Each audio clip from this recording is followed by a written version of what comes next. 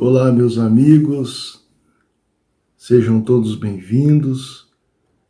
Eu me chamo Vinícius Lozada e nós vamos conversar sobre o tema Sejamos pela Paz, que consiste em um dos capítulos que nós elaboramos para a obra que entregamos à Federação Espírita do Rio Grande do Sul, intitulada A Linguagem do Coração, Educação dos Sentimentos e Cultura de Paz. Aqui fica um convite para refletirmos juntos e construirmos reflexões pertinentes à nossa vida diária, aos desafios de darmos a nossa cota de colaboração para a construção da paz no mundo. Iniciamos essa reflexão com uma passagem do Evangelho de Jesus, Mateus, capítulo 5, versículo 9, em que encontramos expresso assim: Bem-aventurados os pacificadores, porque eles serão chamados filhos de Deus. Muito bem. Nesse convite do Sermão da Montanha, nós já observamos que a postura de produzir a paz, de cultivar a paz nos caminhos humanos, é, sem sombra de dúvida, uma possibilidade extraordinária de lançarmos à realidade exterior a nossa natureza essencial de filhos de Deus, vocacionados ao amor, de demonstrarmos a nossa identidade com o Pai Celeste a partir dos nossos melhores sentimentos, que vibram em sintonia com o amor de Deus, expresso junto a todas as criaturas, através da dádiva da vida e das suas leis morais que nos conduzem à evolução espiritual. Ser pacificador, portanto, é estabelecer na vida prática a nossa condição e a nossa consciência da nossa identidade comum como filhos do Pai Celeste. A nossa identidade de criaturas vocacionadas ao amor, porque é o amor, como um dia ensinou o espírito de Joana de Ângeles, a nossa grande finalidade existencial é o próprio amor. E nós começamos esse capítulo nos referindo o quanto nós observamos ainda na realidade material, no plano terrestre em que nós vivemos, a presença de atitudes terroristas. Apesar do que já está norteado para as nações na Declaração Universal dos Direitos Humanos. Aliás, uma declaração que é o marco fundamental da história dos direitos humanos no mundo. É um documento redigido por representantes das mais distintas nações e proclamado na Assembleia Geral das Nações Unidas, um dia em Paris, em 10 de dezembro de 1948. Foi a primeira vez que se instituiu uma proteção universal aos direitos humanos, os direitos de todas as criaturas. Um documento que vem nortear não somente o direito internacional, mas a Constituição dos países. Com que finalidade? Garantir que a dignidade humana esteja protegida da barbárie de interesses escusos, da violência daqueles que acreditam que é pela violência que se constroem as relações sociais e políticas. É uma tentativa de proteger a humanidade para que Auschwitz, ou a violência produzida pelo nazismo, ou por qualquer regime totalitário, ou por grupos terroristas, ou fundamentalistas religiosos, jamais se repita na história da humanidade. Nós vamos encontrar na nossa Carta Magna, nossa Constituição, reflexos dessa declaração, exaltando, então, os direitos humanos fundamentais que afetam a vida de todos nós. E ao leitor atento, tanto da Declaração Universal quanto da nossa Constituição, mas especialmente dessa declaração, se comparar os seus princípios ao que nós estudamos em As Leis Morais, na parte 3ª de O Livro dos Espíritos, perceberá ali a inspiração superior da mais alta fraternidade, do respeito aos direitos fundamentais da criatura humana, da preservação da vida e das possibilidades de garantir a todas as criaturas a execução, a aplicação e a garantia dos seus direitos, independente da condição de classe social, de etnia, de matriz institucional em que ela se encontre, religião, enfim, tudo isso não pesa, pois que os direitos humanos são igualmente ofertadas a todas as criaturas. Vale a pena ler essa declaração com o filtro de O Livro dos Espíritos, e nós veremos aquilo que os benfeitores falam quando se refere à lei do progresso, que a legislação humana vai progredindo, conforme nós vamos também progredindo e entendendo melhor a lei divina inscrita em nossa consciência. Tudo isso surge e foi noticiado para garantir a paz entre as nações, para que a paz se efetivasse. E paz, dizemos nós no livro A Linguagem do Coração, é coisa séria, necessária ao nosso processo civilizatório, para que haja possibilidade de diálogo entre as diversas crenças, as criaturas com um pensamento diversificado, para que o pluralismo de ideias possa vigorar. Tão importante as instituições democráticas e a saúde mental das criaturas, para que as diversas etnias e culturas possam conviver em regime pacífico, dialógico, evitando-se qualquer forma de exclusão, dominação ou motivação para a insensata violência nos quadros da intolerância. Intolerância que não encontra nenhum fundamento no Evangelho de Jesus. O Mestre propôs que amássemos uns aos outros como ele nos amou. O amor não coaduna com a intolerância. Não há justificativa no amor para a atitude intolerante. A intolerância é um reflexo do ódio.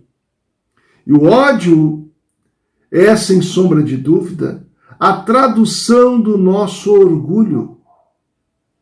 O ódio ou atitude odienta é a expressão mais alta do orgulho, num autoelogio tão translocado que se coloca a serviço de atitudes que negam a diferença do outro e que, nas suas piores expressões, procura aniquilar as ideias ou a própria vida daquele outro que é diferente do que preconiza o autoelogio orgulhoso do ódio. Nós precisamos ter muito cuidado para que não se inocule em nossas instituições, na nossa vida, as atitudes odientas, que são a negação da fraternidade ensinada por Jesus.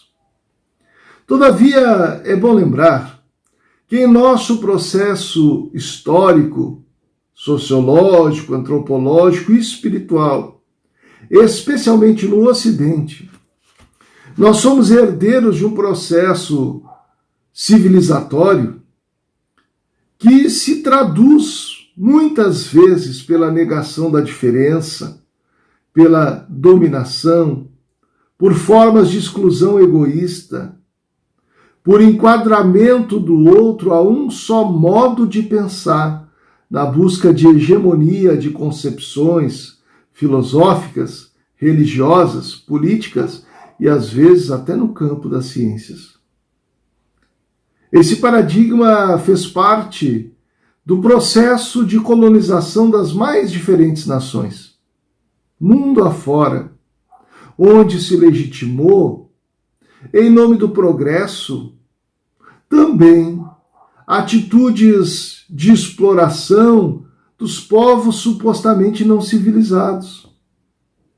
Quando se deveria estender a mão, ajudar a progredir, trouxe-se experiências de violência, segundo um crivo eurocêntrico, baseado no modo de vida europeu.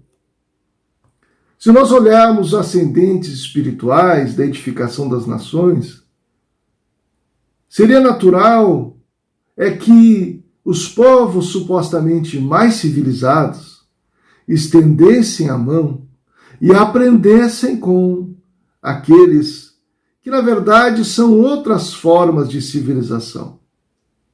Mas a lei divina nos permite, pela reencarnação, o retorno ao proscênio terrestre, a convivência com aqueles que prejudicamos ou que nos prejudicaram, colocando lado a lado, na mesma família, na mesma comunidade, na mesma nação, almas que equivocaram-se nos processos de apoio ao progresso e, não raro, prejudicaram e agiram com violência, para que em regime de unidade institucional, nacional, religiosa, de grupo científico, de grupo cultural, possamos reatar laços e aprendermos a amar-nos uns aos outros até que venhamos um dia descobrir a unidade divina que nos reúne, que é da nossa condição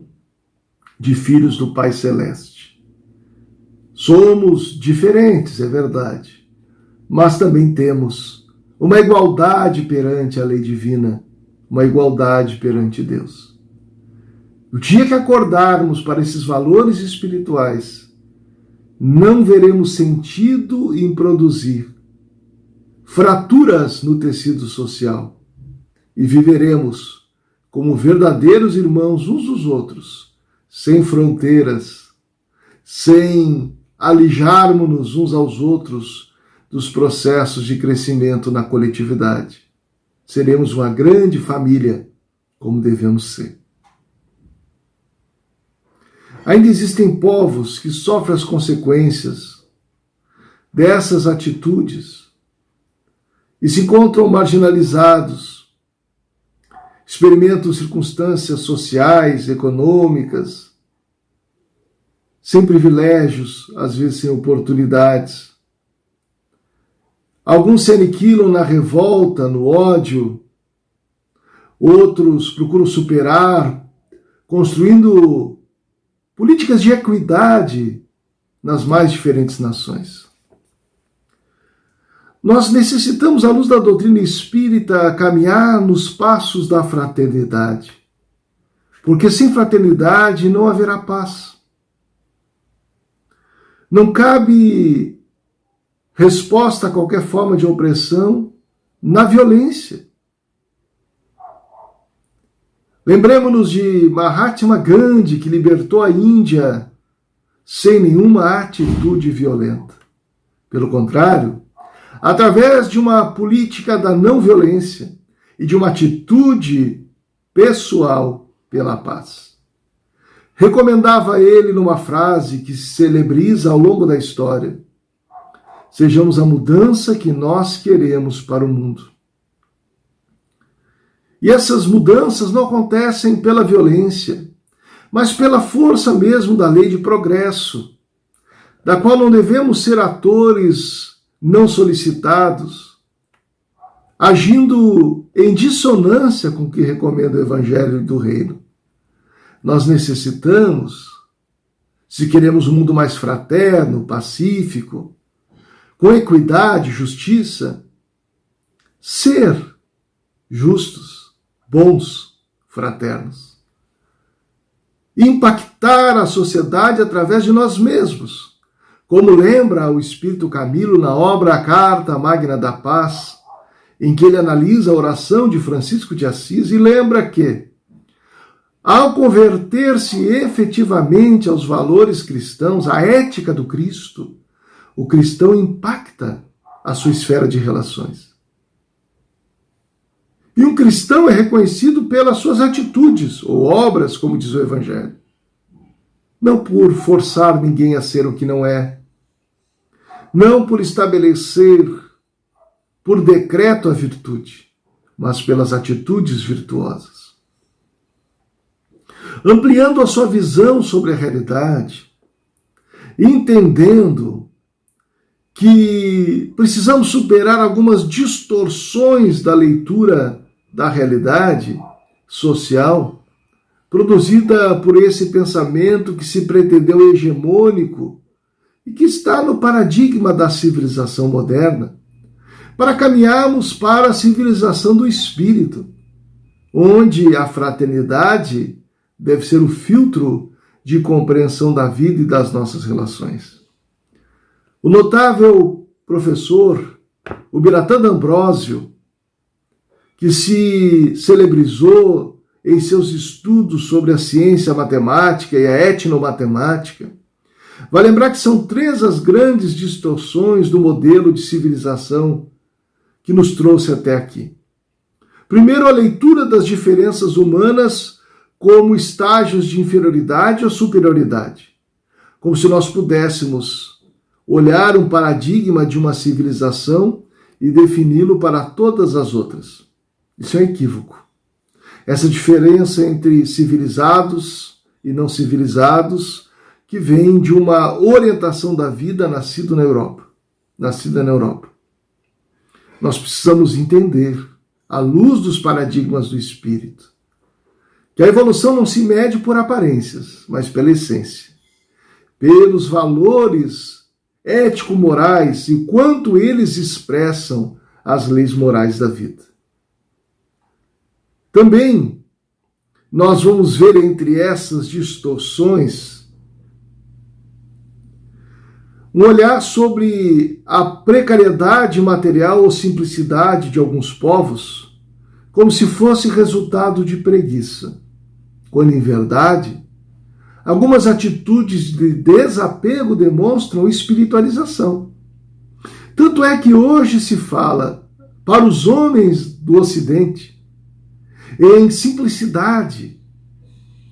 Há movimentos de minimalismo ou de propostas que limitam um pouco o crescimento industrial, material, para que saibamos lidar com equilíbrio ante os potenciais da vida na diversidade ecológica e também não criarmos falsas necessidades que a sociedade de consumo muitas vezes produz no materialismo que nos captura por falta de espiritualização de nós mesmos.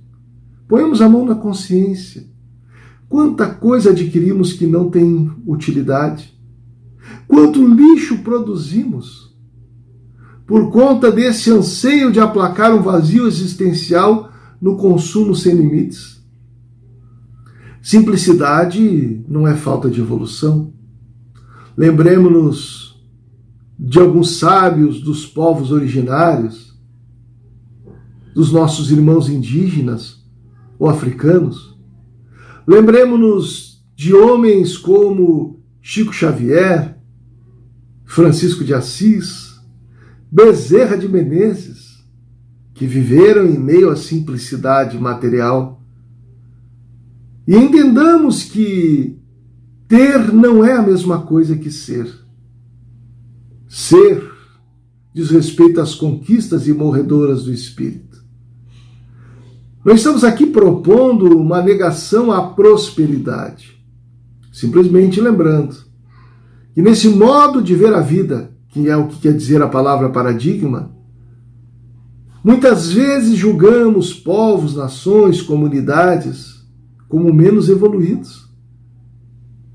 Mas observemos como eles lidam com o tema da fraternidade, com os povos de culturas distintas das deles. Vejamos como acolhem seus filhos e filhas, como cuidam dos seus idosos. Lembramos a filosofia Ubuntu dos nossos irmãos africanos. Numa oportunidade, um antropólogo acompanhava uma comunidade africana e, como manifestação de gratidão, quis propor uma brincadeira com as crianças. Criou uma disputa. Distribuiu alguns doces em determinado espaço e propôs-lhes uma corrida. Quem chegasse primeiro ganharia todos os doces. Qual não foi sua surpresa quando ele viu as crianças correndo de mãos dadas e depois compartilhando os doces? Ele os questionou a respeito e elas disseram Ubuntu, tio. Ubuntu quer dizer nós somos quando todos somos. Não fazia sentido para elas a competição. A alegria estava na realização da coletividade, no atendimento às necessidades da coletividade, na partilha simples de algumas balas. Então não faz sentido olhar os outros com olhar de superioridade, sobretudo à luz da reencarnação, em que hoje estou aqui, amanhã posso renascer em uma comunidade indígena afastada, posso renascer em um grupo desconhecido em outra nação, sem acesso à tecnologia. Somos uma sociedade realmente avançada do ponto de vista tecnológico e intelectual, mas tão carente de amor e valores espirituais, a despeito de termos à nossa disposição o Evangelho de Jesus. Um outro erro de visão apontado por Ubiratã D'Ambrosio diz respeito ao modo com que olhamos a preservação do patrimônio natural e cultural dos povos originários.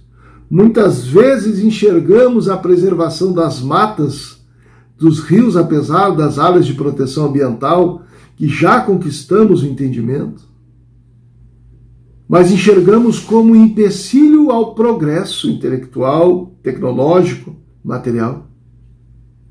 Enxergamos a preservação das espécies como uma ideia translocada, mas esses irmãos e irmãs, não raro julgados como inferiores, acabam sendo erguidos pelas leis naturais da vida como verdadeiros protetores desse patrimônio que é de Deus e do qual compartilhamos como parte mesmo da manifestação da vida no nosso planeta, que pelos ditames da lei de evolução se encontra capaz de logicar, expressar o raciocínio continuado e também fazer-se não mais perseguidor e destruidor do ambiente, mas cuidador também, a seu exemplo.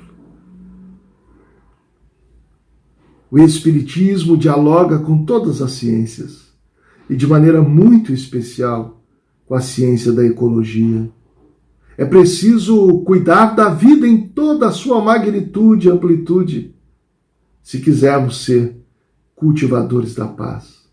Inclusive, cuidar da vida dos nossos irmãos e irmãs que se encontram no estágio de animais não humanos, para que a nossa evolução rumo à regeneração seja consciente e de passos firmes. Amar todas as criaturas, como nos ensinou Francisco de Assis. Allan Kardec nos convida a um outro paradigma, a uma outra visão da vida.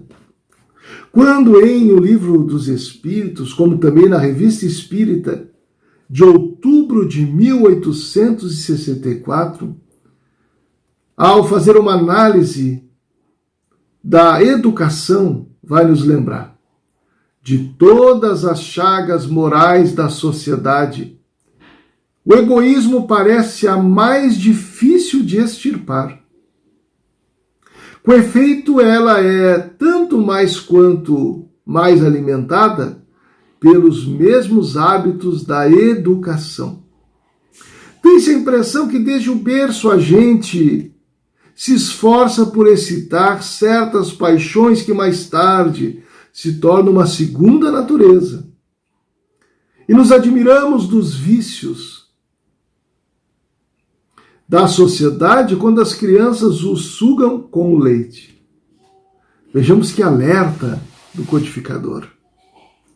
Nós sabemos que uma sociedade mais feliz nasce da superação da atitude egoísta para a atitude fraternal, altruísta.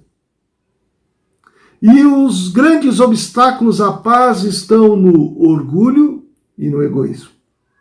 O egoísmo, segundo os Espíritos, é a chaga principal.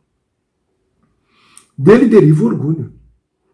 Dele derivam todos os vícios. E muitas vezes nós ensinamos pela má educação as nossas crianças a cultivarem atitudes egoístas. Produzimos lógicas de distinção social, o melhor da classe, o filho mais amado, o familiar mais educado, o mais inteligente. Criamos comparações e estruturamos rankings.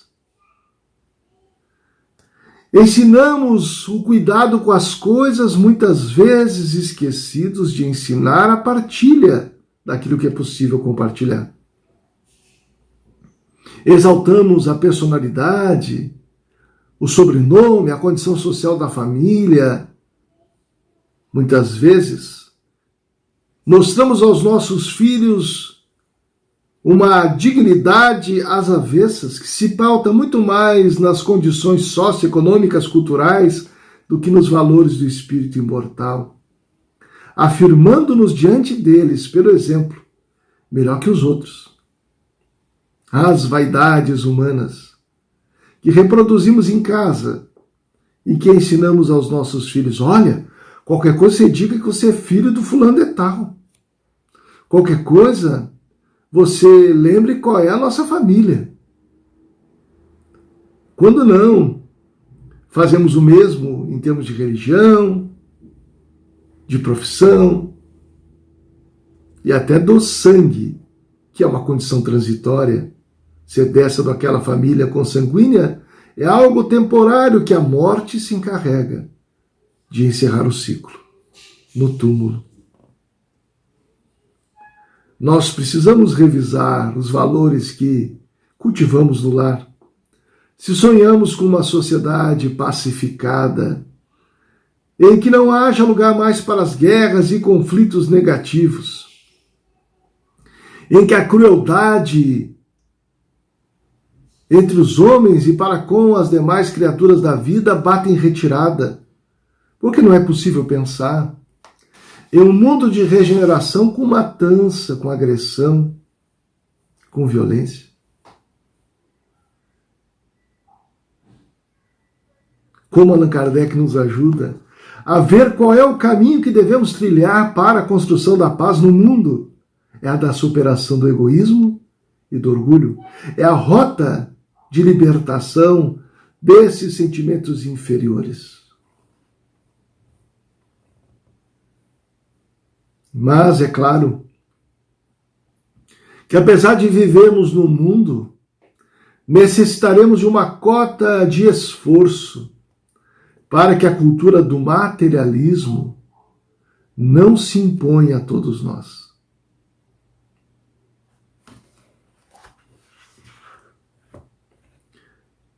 Será que é simples mudar um paradigma, uma cosmovisão, uma visão de mundo? Será que basta estalar os dedos ou tomar consciência disso? Naturalmente que não. Será necessário reflexão, diálogo, estudo estudo compartilhado, mas, sobretudo, a construção de novas atitudes para que edifiquemos o reino, a civilização do Espírito, a sociedade regenerada, como quisermos nos referir. É claro que a reencarnação nos auxilia muito na edificação de novos paradigmas, de uma nova forma de ver a vida, nos colocando em circunstâncias que nos burilam, nos educam, fornecem um convite à educação dos sentimentos. Mas esse esforço começa agora. Quando consciente que não há fraternidade em atitudes egoístas e orgulhosas. Não há fraternidade em formas contemporâneas de opressão e exclusão. Não há fraternidade onde não haja respeito e amor. Então, estabeleçamos a fraternidade como meta, esse amor de irmão que devemos ter uns pelos outros, a superação das distinções estabelecidas na cultura materialista e às vezes reproduzidas de maneira muito enferma pelas religiões. O Espiritismo, como doutrina filosófica, nos concita então a um outro olhar sobre a vida, de nos enxergarmos a serviço uns dos outros, a serviço do progresso, de nos percebermos cooperadores uns dos outros. Cooperadores que se amparam, se auxiliam, que juntos cortam a senda do progresso no amparo mútuo, na solidariedade sem limites, na fraternidade bem estruturada, em atitudes jamais piegas, mas alimentadas pela lei de justiça, amor e caridade. Talvez a reencarnação bem compreendida, essa é a nossa convicção, a reencarnação bem compreendida é capaz, sim, de nos trazer um outro modo de enxergar a vida ante a transitoriedade da vida material, dos títulos, das posses, da cor de pele, das faixas etárias, dos sobrenomes.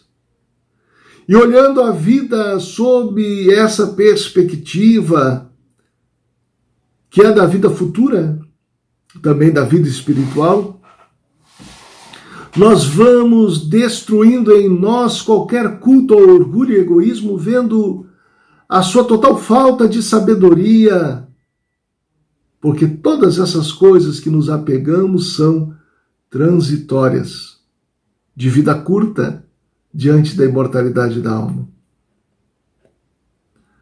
Diante do terrorismo, nós vamos percebendo o quanto ele é uma manifestação ultrajante do egoísmo, trazendo fundamentalismo religioso, que é o ódio a religiões diferentes, e a xenofobia, o ódio a raças ou etnias distintas. Superaremos essas mazelas ainda presentes na contemporaneidade, a intolerância, o ódio, a xenofobia, e mobilizados pela caridade aprenderemos a tolerância, o diálogo interreligioso, a fraternidade universal. Nós somos seres espirituais vocacionados à transcendência. Não faz sentido nos limitarmos nessa estreiteza de raciocínio, que é do fundamentalismo, do ódio, da negação do diálogo. Cabe-nos, então, abraçar a causa da paz aonde estivermos, assumindo posturas menos belicosas no cotidiano, exercitando a nossa vocação a uma forma de comunicação mobilizada pela compaixão, pelo encontro empático, onde nos colocamos no lugar dos outros, buscamos entender a sua perspectiva, porque isso está em consonância e em acordo com os valores espirituais que os espíritas abraçamos, orientados pelo Evangelho de Jesus.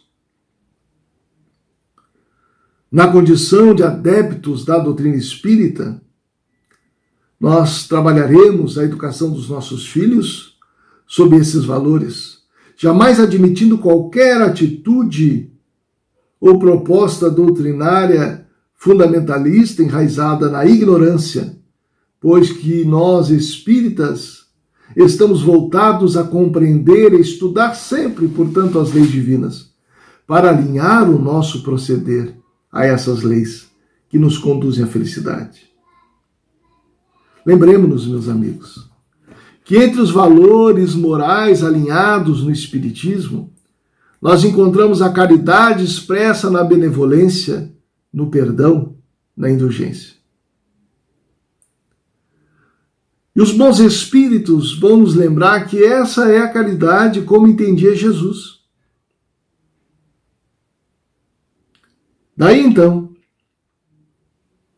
sob essa perspectiva saudável do ponto de vista intelectual e emocional, trabalharemos pela paz, superando o egoísmo e o orgulho, libertando-nos da influência dos seus filhos, a ignorância, o antidiálogo entre as religiões, a intolerância para com as diferentes perspectivas da vida.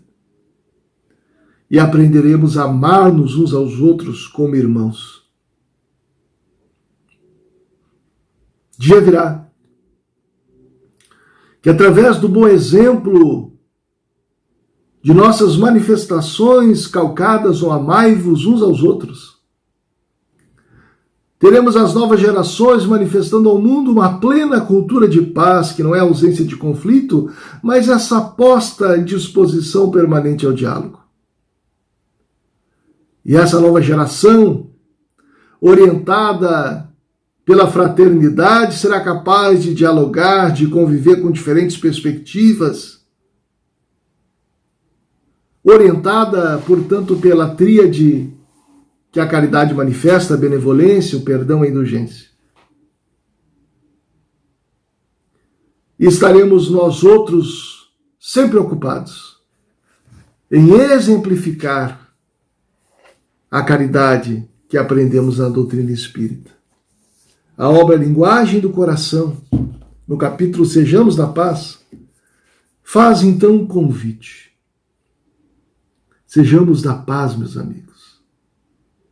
Pacifiquemos os corações aonde estivermos, na certeza que dias melhores virão, por conta temos trabalhado diuturnamente para isso. Façamos com que do nosso coração se extirpe qualquer sentimento de intolerância ou rivalidade. Trabalhemos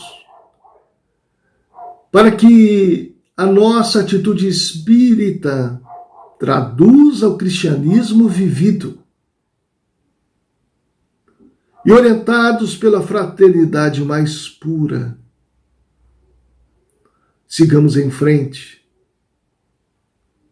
pacificando as veredas humanas, pois que um dia os pacificadores serão felizes, porque serão chamados filhos de Deus. Parabenizamos essa instituição pelo seu trabalho ininterrupto, pela dedicação dos seus voluntários, figurando entre as casas do nosso quadro federativo estadual, dedicando-se a esclarecer e consolar tantos corações. Jesus seja para sempre em nossos corações um ícone inesquecível da paz, e como pacificador excelente, seja imitado em nossa conduta, seja a nossa inspiração maior, para que, servindo, amemo-nos uns aos outros e, amando-nos, pacifiquemos a vida dura e exigente, renovadora e libertadora, feliz e plena, que o planeta Terra nos oferece nesse momento da nossa evolução espiritual. Muita paz, meus amigos, e muito obrigado pela sua fraterna atenção.